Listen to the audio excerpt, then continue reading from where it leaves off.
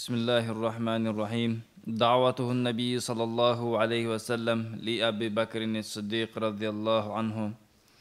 أخرج الحافظ أبو الحسن عن عائشة رضي الله عنها قالت: خرج أبو بكر رضي الله تعالى عنه يريد رسول الله صلى الله عليه وسلم، وكان له صديقا في الجاهلية فلاقيه فقال: يا أبا القاسم، فقدت عن من مجالس قومك واتهموك بالعيب لآبائها وأمهاتها. فقال رسول الله صلى الله عليه وسلم: إني رسول الله أدعوك إلى الإسلام. Пайғамбар саллаллаху алейхи вассалам сахаба радиаллаху анхуларга кылган даваты боюнча сахабалардын эң алгачкысы болуп ислам келтирген Абу Бакир Сиддик радиаллаху анхуга болгон даваты. Айша радиаллаху анха айтат: Абу Бакир Сиддик радиаллаху анху чыгып кетти үйдөн пайгамбар алейхиссаламга жолукмакчы болуп. Абу Бакир Сиддик радиаллаху анху пайгамбар алейхиссалату вассаламдын жахилият доорунда эле дос эле. Экөөнүн ортосунда аз гана жаш айырма эле, кээ бир уламалар айтышында 2 жаш, кээ бир уламалардын айтуусунда 1 жаш айырма бар эле депчи. Экөө жахилият доорунда эле бирге болчу, дос эле. Өткөндө биз айтканбыз, дос кандай болсо, досу дагы ошондой болот. Абу Бакир Сиддик радиаллаху анху жахилият доорунда дагы улуу адам эле. Себеби пайгамбар алейхиссалам жанында жүргөн кадыр барактуу, ахлактуу улуу инсан эле. Абу Бакир радиаллаху анху айтат: мен жахилиятта да карак ичкен эмесмин дейт. Исламда эмес, жахилият доорунда дагы ошол убактагы арабтардын бардыгы араксыз жашабай калган кезинде дагы мен арак ичкен эмесмин. Себеби анын зыяндары бар. Көрүнүктүү эле карап турсаң, жаш балдарга шылдың болуп мыскыл болосуң. Чоң инсандардын алдында кадырың кетет, ошондуктан мен арак ичкен эмесмин дейт. Абу Бакир радиаллаху анхунун Сиддик деген наамы исламда бекемделген, жахилият доорунда дагы чынчыл эле дейт. Пайгамбар алейхиссалам дос эле. Пайгамбар алейхиссаламга барып: Я Абал Касим, о Касымдын атасы, көрүнбөй калдыңыз коомуңуздун мажлисинде. Коомуңуз менен олтурбай калдыңыз. Алар сизди тухмат кылып атат, аталарыбызды жана биздин буттарыбызды айыптап жатат деп. Ушул кандай деген маселе деп пайгамбар саллаллаху алейхи вассаламга суроо салганда, пайгамбар алейхиссалам айтты: бала, оба, мен алардын аталары туурасында, алардын буттары туурасында кеп козгоп жатам. Инни расулуллахи ва набиюху, мен Аллахтын элчисимин, Аллахтын жөнөткөн пайгамбарымын. Ба'асани лиубаллига рисалатаху ва ад'ука илаллах бил хаққи фа валлахи иннаху лал хаққу. Абу Бакир, Аллах Таала мага пайгамбарлык берип, элди акыйкатка, жаннатка чакыр деп жөнөттү. Сени дагы Аллахка чакырам, акыйкат болгон. Албетте Аллах хак, чын бар. Ад'ука я Аба Бакрин илаллах вахдаху ла шарика лах. О Абу Бакир, сени Аллах Таалага карап чакырам.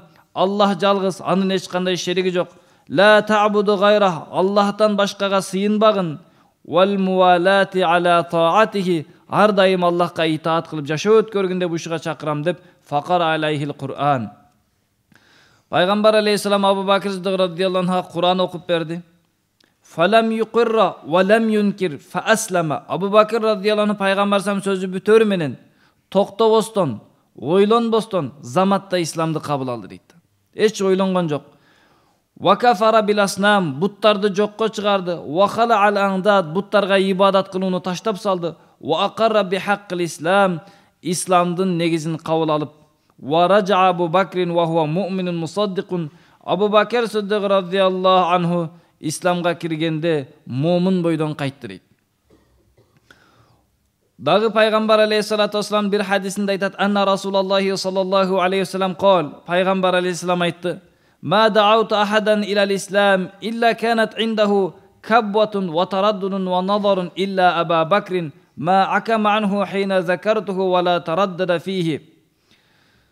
Мен исламга кимди чакырган болсом, алардын бардыгы бир токтолуп, экиленип, ойлонуп алган. Бирок Абу Бакир андай кылган эмес дейт. Абу Бакир радиаллаху анху айткан заматында токтолбостон, ойлонбостон исламга келди дейт. Ошондой эле Абу Бакир Сиддик радиаллаху анху айтат: досу болгондуктан Kana sahiba Rasulillahi sallallahu aleyhi ve sellem qablal bi'sa. Пайгамбар алейхиссалам пайгамбар болуудан мурда эле досу эле. Билет болчу кандай адам экенин. Ва кана я'ламу мин сидқихи ва аманатихи.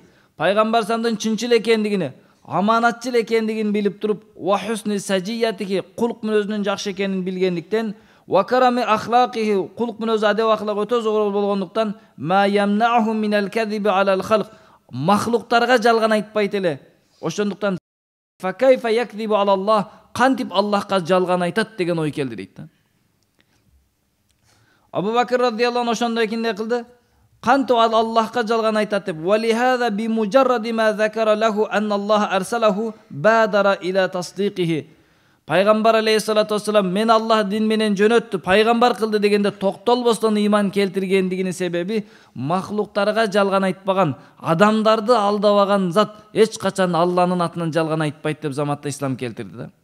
Ошол үчүн урматтуу бир туугандар, коомубуздун оңдолушу, элди биздин ээрчиши, мына диндеги биринчи кадамдагы адамдар, дин менетин кылып жаткандар, молдокелердин алардын ахлагына байланыштуу да.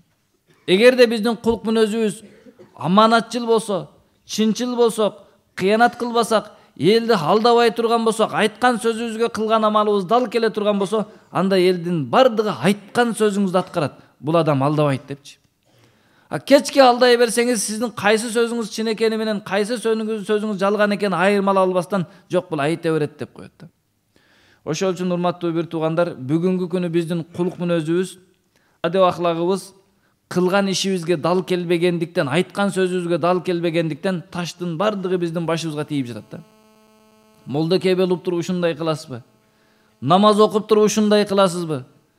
Орозо тутуп ажыке болуп туруп ажыга барып келиптир да, сиз ушундай алдап коесузбу, жалган сүйлөйсүзбү деп атат да. Эмне үчүн? Себеби биздин сыртыбыз мусулман болуп, ички дүйнөбүз толук оңоло албай калып жатат да. Пайгамбар алейхиссалату вассаламдын ахлагын, кулк мүнөзүн көргөндөн кийин заматта адамдар жаңыдан бир нерсе айтып жатса дагы макул болуп тастыктап жаткандыгы ал пайгамбар саллаллаху алейхи кулк мүнөзүнөн болгон таасирлери эле. Ошол үчүн биздин дагы жүрөгүбүздү, биздин дагы кулк мүнөзү, элге болгон мамилебиз ушундай болуш керек. Бизди караган адам ушундай ойдо болуш керек. Эч качан жалган айтпайт, эч качан мага кыянат кылбайт. Мага айткан сөздөрдүн бардыгы чын дилден туурасын айтат деген ой болуш керек да. Бүгүн адамдар терип дос болуп калбадыбы? Себеби алар жалган айтат, ушул мага чын айтат болсо керек депчи. Андан сурап алгандан кийин дагы барып бирөөдөн сурайт. Ушунан сурадым, бул туура эле айтса керек деп коет. Аны дагы тастыкташ керек да, бир адамчы, ооба туура айтып атат алсага депчи. Балки мусулмандардын ар бирине эмне кылыш керек? Сырын айта алыш керек, жана анын сөзүнө ишене алыш керек да.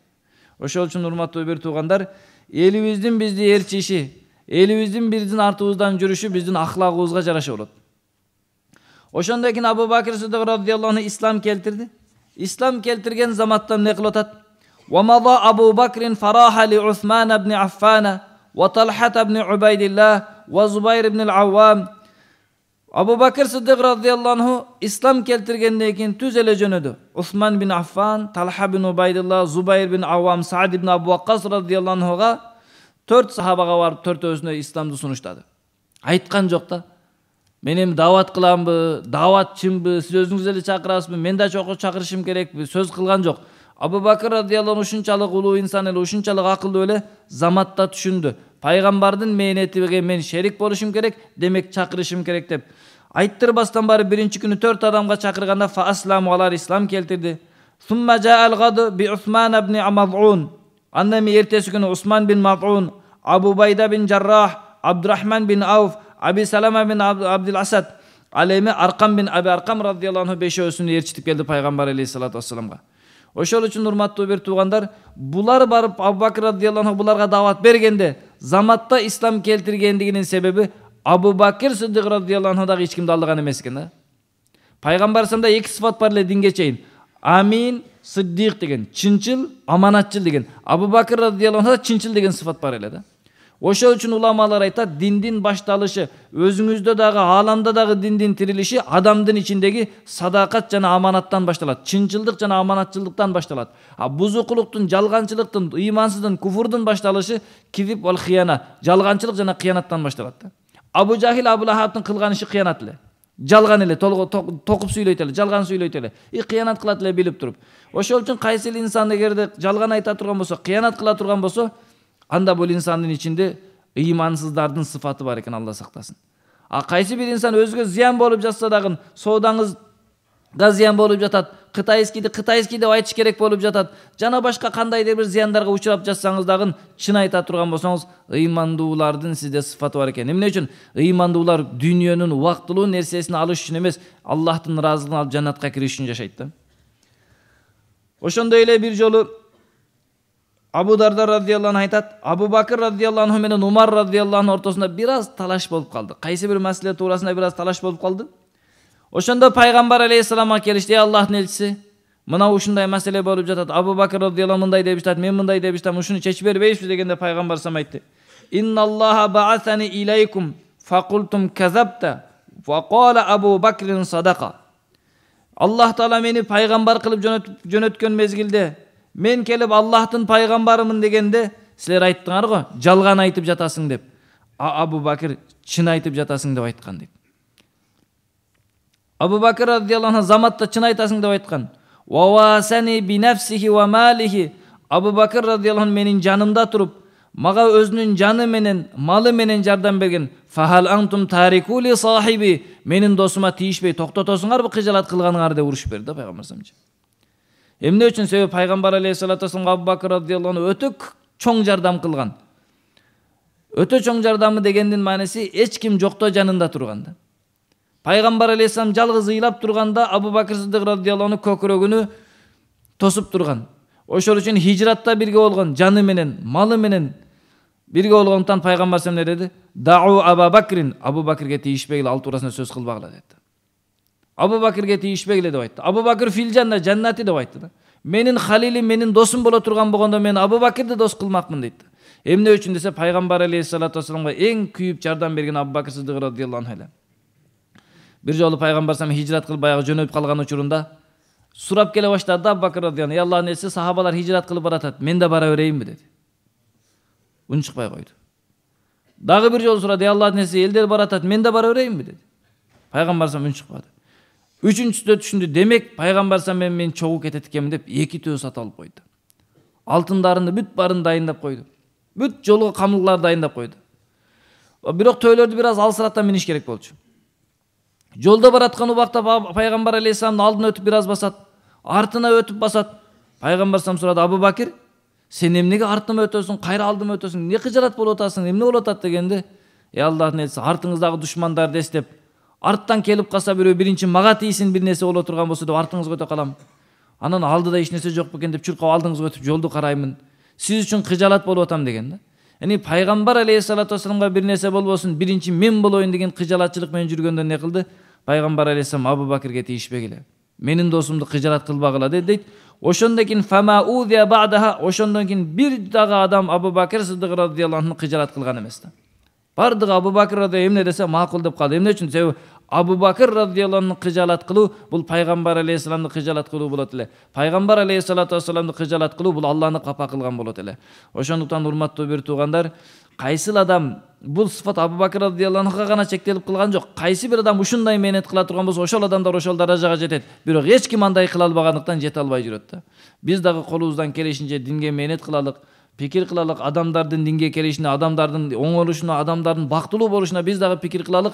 Ошол үчүн өзүбүздү Абу Бакр Сиддик радиаллаху анхуга окшош малыбызды, жаныбызды, убактыбызды иштеткенге аракет кылалык. Аллах баарыбызды Абу Бакр Сиддик радиаллаху анхуга окшомуш кылган насип кылсын, жана баарыбызды Абу Бакр Сиддик радиаллаху анху менен бирге жаннатта бирге кылган болсун.